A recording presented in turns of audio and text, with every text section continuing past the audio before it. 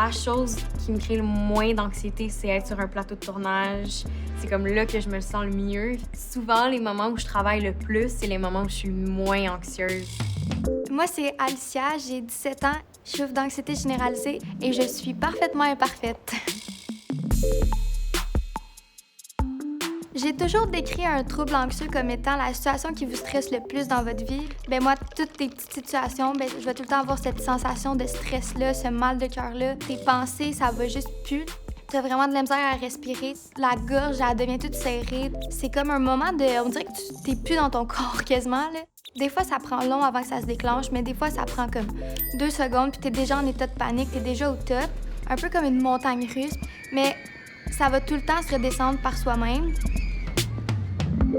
Je pense que c'est mes parents qui m'ont vraiment poussée à aller chercher de l'aide. Moi, au début, je voulais me cacher quand je faisais des crises. Je voulais pleurer tout seul dans ma chambre. Je voulais pas que personne me voie comme ça parce que même pour nous, tu te vois faire ça puis t'es comme...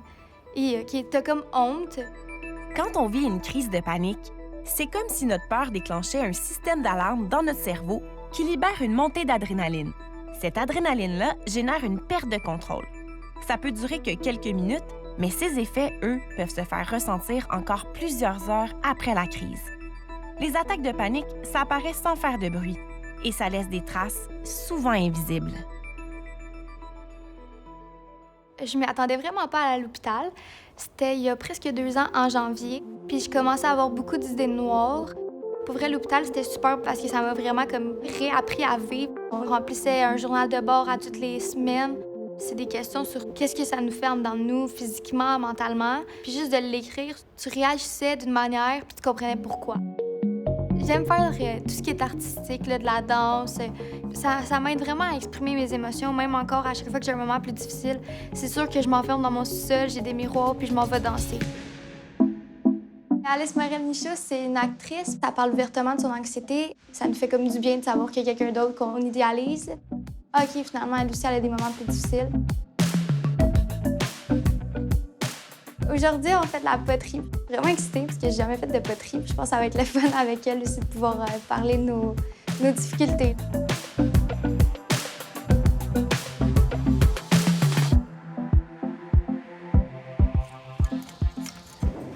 Allô! Moi, c'est Alice. Alicia.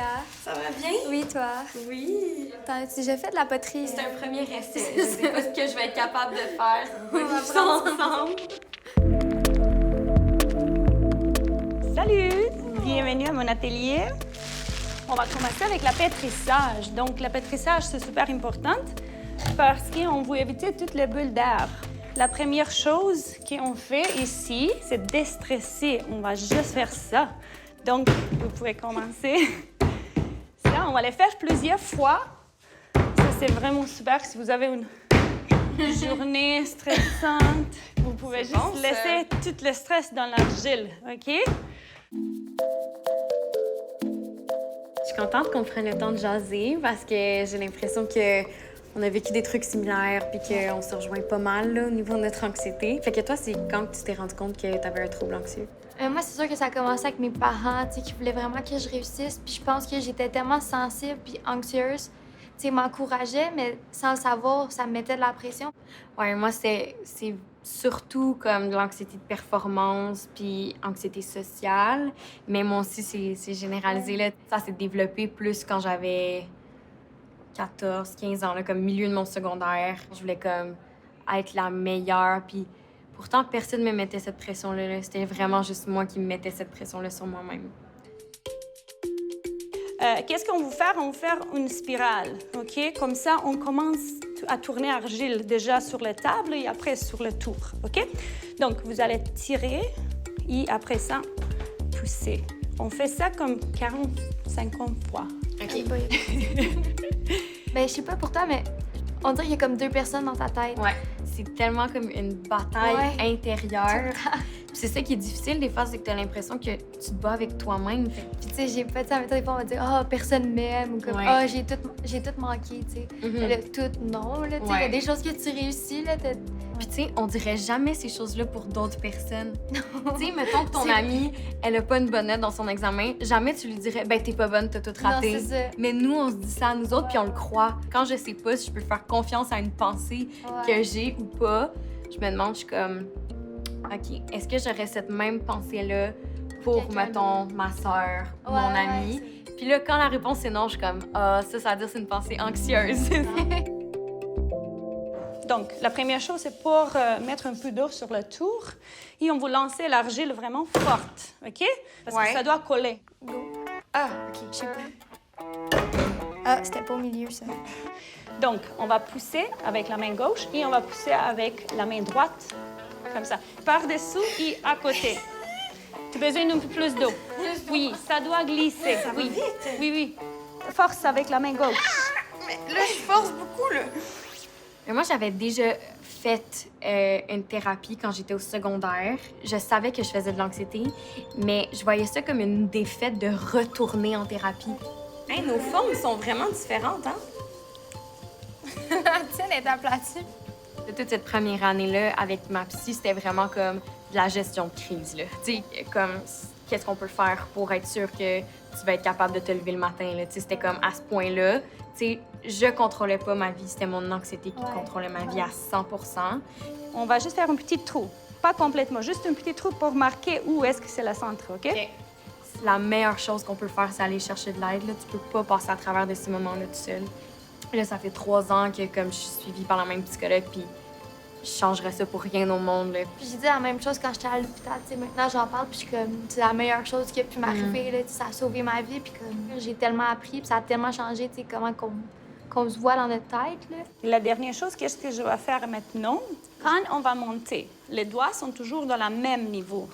On va pousser avec la main droite et on va tirer avec la main gauche. Et on va monter doucement et lentement. Pousse et les deux doigts sont ensemble, OK? OK. OK, on va recommencer. C'est vrai? Ah oui! À zéro? Quand j'ai fait ma publication sur les réseaux sociaux, un des objectifs, c'était comme, je voulais montrer un signe que, premièrement, ben, qu'il faut pas juste se fier aux apparences, mais que aussi, tu peux faire ce que tu veux dans la vie, peu importe si c'est un trouble de santé mentale ou pas. Exact. Cool. J'ai l'impression que je fais une forme bizarre, là. Ouais! À un moment donné, j'ai compris que ben, je serai jamais genre 100% guérie. Ça fait partie de moi, mais c'est pas quelque chose qui contrôle ma vie.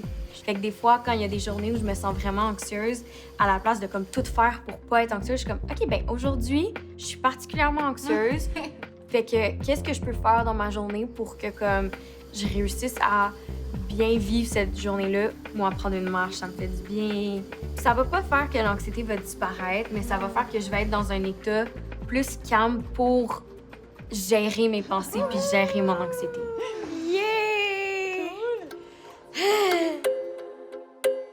Dans notre tête, on avait des attentes qu'on allait tout réussir puis que ça allait être super beau, mais finalement, tu sais, c'est pas tout le temps droit.